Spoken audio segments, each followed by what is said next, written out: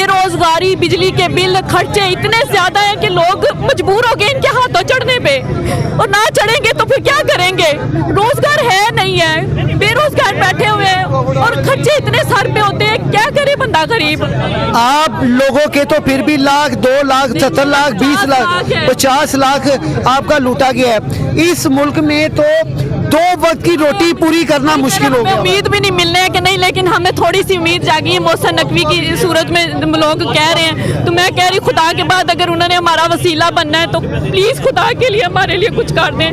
ہم بہت مجبور ہو کے یہاں پہ آئے, نہیں تو ہم گھر سے نہیں نکلتے کبھی بھی. اپنے یہی درخواست ہے کہ بس ہماری مدد کی جائے, ہمارے ان بھائیوں کی, بہنوں کی, سب کی مدد کی جائے. جان سکتے ہم ساری رات کے جاگ رہے ہیں اور کھایا بھی نہیں ہے کچھ بھی کسی نے بھی, اور نہ کوئی کام ہو رہا ہے. صرف یہی عرض ہو رہی ہے کہ یا اللہ ہمیں صبر دے دو, شاید ہمیں نہیں ملنے ہیں لیکن ہمیں